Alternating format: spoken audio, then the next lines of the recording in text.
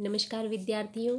स्नातक प्रथम वर्ष में हिंदी साहित्य के प्रथम प्रश्न पत्र में प्रथम कवि के रूप में हम भक्ति काल के ज्ञानाश्रय काव्यधारा के कवि कबीरदास जी के पदों का अनुशीलन कर रहे थे। कबीरदास जी द्वारा रचित और हमारे पाठ्यक्रम में शामिल इनके प्रारंभिक 2 पदों का अध्ययन हम कर चुके हैं, जहां हमने इन पदों की व्याख्या करने के साथ साथ कबीरदास जी द्वारा प्रयुक्त रहस्यवाद, साधनात्मक रहस्यवाद और भावनात्मक रहस्यवाद दोनों पर ही चर्चा कर ली थी। साथ ही हमने कबीरदास जी द्वारा प्रयुक्त प्रतीकात्मक शब्दावली और उलटबासियों पर भी चर्चा की थी। आज हम कबीरदास जी द्वारा रचित और हमारे पाठ्यक्रम में शामिल इनके तीसरे पद को पढ़ना प्रारंभ करेंगे। प्रस्तुत पद भी प्रतीकात्मक शब्दावली से भरा हुआ है और साधनात्मक रहस्यवाद से संबंधित पद है। साथ ही इसमें भी हमें उलटबासी का प्रयोग देखने को मिलेगा। चर्षा जिनी जरे प्रतीकात्मक शब्दावली का प्रयोग करते हुए कवि कबीर कह रहे हैं, चरखा नहीं जलना चाहिए। जिनी शब्द का तात्पर्य है नहीं या मत। यहाँ चरखा कबीर ने आत्मा के प्रतीक के रूप में प्रयुक्त किया है। वह आत्मा जो राम राम की रट लगाए रहती है, वह आत्मा जो परमात्मा से अंततः जाकर मिल जाती है, उसी आत्मा के लिए यहाँ कबीर ने चरखा प्रतीक का प्रयोग किया है। चर्षा जिनी जरे, कबीर कह रहे हैं कि जो आत्मा राम राम की रट लगाए रहती है, वह आत्मा रूपी चरखा नहीं जलना चाहिए। यानी यह आत्मा रूपी चरखा कभी नष्ट नहीं होना चाहिए, यह हमेशा सलामत बना रहना चाहिए। चरखा भारतीय अध्यात्म में एक बहुत पुराना प्रतीक है और संतों द्वारा तो विशेष रूप से इसका प्रयोग प्रतीक के रूप में किया गया है। और कबीर तो स्वयं जुलाहा थे, तो इसी कारण चरखा प्रतीक का उन्होंने प्रयोग किया होगा, ऐसा हम अनुमान लगा सकते हैं। साथ ही चरखा एक ऐसी वस्तु है जो कपास के ढेर को महीन धागे में परिवर्तित करके सूत के रूप में हमारे उपयोग के लिए प्रस्तुत कर देती है। यानी बेकार सी दिखने वाली एक वस्तु जो कपास का ढेर हमारे लिए उपयोगी नहीं है, उसे चरखा ही सार्थकता प्रदान करता है। चरखे से कतने के पश्चात ही वह सूत के रूप में या कपड़े के रूप में हम प्रयोग कर सकते हैं। इस कारण भी संभवतः कबीर ने चरखे को अपने पदों में, जो ज्ञान साधना से संबंधित इनके पद हैं, चरखे को प्रतीक के रूप में प्रयुक्त किया होगा, ऐसा हम अनुमान लगा सकते हैं।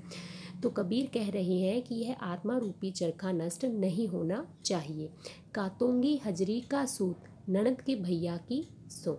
इस पंक्ति का अर्थ देखने से पहले विद्यार्थियों हमें यह समझ लेना चाहिए कि कबीर ने अपने रहस्यवाद में आत्मा को पत्नी के रूप में और परमात्मा को पति के रूप में कल्पित किया है।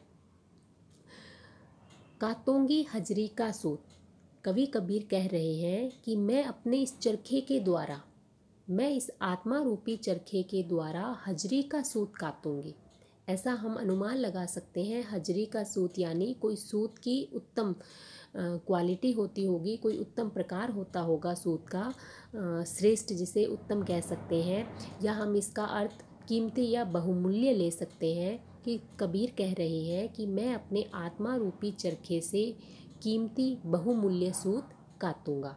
कहने का आशय है कि मैं अपनी आत्मा में उत्तम कोटि के सात्विक भावों को भरूंगा, जो मुझे या जो मेरी आत्मा को परमात्मा के निकट ले जाने वाले होंगे। यानी हम हमारी आत्मा में जैसे चाहे वैसे विचार भर सकते हैं। प्रत्येक व्यक्ति स्वतंत्र है, वह चाहे तो अपने अंदर सात्विक भावों को भर सकता है, चाहे तो वह ईर्ष्या द्वेष जैसे कुत्सित विचारों को भी अपने आत्मा में स्थान दे सकता है। तो यहाँ कबीर अपना मंतव्य स्पष्ट करते हुए कह रहे हैं कि मैं अपनी आत्मा में उन सात्विक भावों को भरूंगा जो मेरी आत्मा को परमात्मा के निकट ले जाने वाले होंगे। यानी मैं अपनी आत्मा रूपी चरखा से उच्च कोटि का, उत्तम कोटि का कीमती सूत कातूंगा। ननद के भैया की सो। अब देखिए विद्यार्थियों, ये कौन कह रहा है? कबीर की आत्मा कह रही है। आत्मा क्या है? स्त्रीलिंग है। और स्त्रियों का स्वभाव होता है कि वह अपनी बात को सही साबित करने के लिए सौगंध या शपथ खाती है। और राजस्थान में विशेषकर ग्रामीण परिवेश में तो स्त्रियां अपने पति का नाम नहीं लेती है। तो इसी बात को ध्यान में रखते हुए कबीर ने कहा है कि ननंद के भाई की सौगंध खाकर मैं कह रहा हूँ। अब ननंद के भाई कौन हुए? कबीर की आत्मा के पति। आत्मा जब पत्नी है तो पति कौन है? परमात्मा। तो कबीर का आशय है इस पंक्ति के द्वारा कि मैं परमात्मा की सौगंध खाकर कह रहा हूँ कि मैं अपने आत्मा रूपी चरखे से बहुमूल्य कीमती सूत कातूंगा, यानी मेरी आत्मा को उच्च कोटि के सात्विक भावों से भरूंगा जो मेरी आत्मा को परमात्मा के निकट ले जाने वाले होंगे। जली जाई थली उपजी आई नगर में आप। अब कबीर कह रहे हैं कि जली जाई थली, थली यानी स्थल। इसका अर्थ हम स्थूल भी ले सकते हैं कि जब स्थूल नष्ट हुआ, यानी जब शरीर जलकर नष्ट हुआ, तब आत्मा उपजी, आत्मा उत्पन्न हुई। आत्मा कब उत्पन्न होती है? यहाँ शरीर के नष्ट होने का तात्पर्य उसके आग में जल जाने से नहीं है कि हम आग में जल जाएंगे तब हमारी आत्मा उत्पन्न होगी, ऐसा आशय नहीं है। इसका प्रतीकार्थ ये है कि जब हम शरीर के स्तर से हटकर आत्मा के स्तर पर सोचना प्रारंभ करते हैं, या जब हमें इस बात का बोध होता है कि शरीर तो आत्मा को व्यक्त करने का माध्यम मात्र है, यह शरीर तो नश्वर है, आत्मा ही अजर और अमर है, जब हमें इस बात का बोध होता है तभी हमारे भीतर आत्मा का जन्म होता है या आत्मा उत्पन्न होती है। तो कबीर इसी बात को कहना चाह रहे हैं कि जैसे ही आत्मा जहाँ निवास करती है वह निवास स्थल शरीर जब जलकर नष्ट हुआ, अर्थात शरीर के अस्तित्व को मैंने नकार दिया, तब जाकर मेरे भीतर आत्मा का जन्म हुआ। आई नगर में आप, और इस प्रकार मैंने परमात्मा के नगर में प्रवेश कर लिया। अब आत्मा परमात्मा के नगर में प्रवेश कब करेगी? जब वह शरीर के अस्तित्व को नकार देगी, क्योंकि शरीर ही भिन्न भिन्न होते हैं, आत्मा तो अजर अमर है। यह माध्यम ही अलग अलग हो सकता है और इसी कारण हमें ये जो भेद संसार में दिखाई देते हैं। तो जैसे ही हम शरीर के अस्तित्व को नकार देंगे, हम इस बात को समझ जाएंगे कि शरीर तो नश्वर है, शरीर स्थायी नहीं है, आत्मा अजर और अमर है, और हमारा जो मूल है वह मूल क्या है? आत्मा है, आत्मा का परमात्मा से मिलन है। जब हम इस बात को समझ जाते हैं तभी आत्मा का जन्म होता है और हम परमात्मा के नगर में प्रवेश कर पाते हैं, जहाँ सात्विक विचारों का ही प्रवेश होता है। एक अचंबा देखिया बिटिया जायो बाप। कबीर कहते हैं मैंने एक आश्चर्यजनक घटना देखी कि बेटी ने बाप को जन्म दिया। उलटबासी का प्रयोग है विद्यार्थियों कि पुत्री ने पिता को जन्म दिया, किंतु हम जैसे ही इसका अर्थ उद्घाटित करेंगे तो हमें बात समझ आ जाएगी। यहाँ बिटिया से तात्पर्य है आत्मा और बाप से तात्पर्य है ज्ञान। कि जैसे ही हमें इस बात का बोध हो गया कि शरीर नश्वर है, शरीर तो माध्यम मात्र है, जो मूल है वह आत्मा है, तो तभी आत्मा क्या है? ज्ञान को जन्म देती है। तो क्या आश्चर्यजनक देखा कि पुत्री ने पिता को जन्म दिया, यानी आत्मा में ज्ञान का उदय हो गया या आत्मा ने ज्ञान को जन्म दिया। बाबल मेरा ब्याह करी बर मुत्युम ले चाही। यहाँ बिटिया कह रही है, बिटिया यानी आत्मा कह रही है। आत्मा क्या कह रही है? कि हे बाबल मेरा ब्याह करी, कि हे पिता। अब आत्मा का पिता किसको बताया है? यहाँ आत्मा का पिता बताया है ज्ञान को। तो आत्मा ज्ञान से कह रही है कि हे बाबुल मेरा विवाह करो, बर मुत्युम ले चाहे, और मुझे कैसा वर चाहिए? मुझे अति उत्तम वर चाहिए। और अति उत्तम वर कौन होगा? अति उत्तम वर होगा परमात्मा। तो यहाँ आत्मा ज्ञान से कह रही है कि हे बाबुल मेरा विवाह कर दो, और मुझे अति उत्तम वर यानी परमात्मा से ही विवाह करना है। कहने का आशय है आत्मा परमात्मा से मिलना चाहती है और वह ये बात ज्ञान से कह रही है। जब लग बर पावे नहीं तब लग तू ही ब्याही। आगे आत्मा ज्ञान को कह रही है कि जब तक मुझे वर नहीं प्राप्त होते, यानी जब तक मेरा परमात्मा से मिलन नहीं हो जाता, तब तक तुम ही मुझसे विवाह कर लो। ये फिर से उलटबासी है। तब लग तू ही ब्याही, पुत्री पिता से विवाह कैसे कर सकती है? किंतु हमने इनका प्रतिकार समझ लिया है, तो हमें अर्थ समझ आ रहा है कि आत्मा ज्ञान को कह रही है कि जब तक मुझे परमात्मा प्राप्त नहीं होते हैं, परमात्मा से मिलन नहीं होता है, तब तक तुम ही मुझसे विवाह कर लो, अर्थात मेरा संबंध तुमसे ना टूटे। क्योंकि ज्ञान के द्वारा ही आत्मा परमात्मा तक पहुंच सकती है। तो आत्मा कह रही है ज्ञान को कि जब तक मैं परमात्मा से मिल ना जाऊं, तुमसे मेरा संबंध या संपर्क ना टूटे, मैं माया या भ्रम में फिर से ना फंस जाऊं, तुमसे मेरा जो संबंध है वो बना रहे। सुबदी के घर लुबदी आयो, आन बहू के भाई।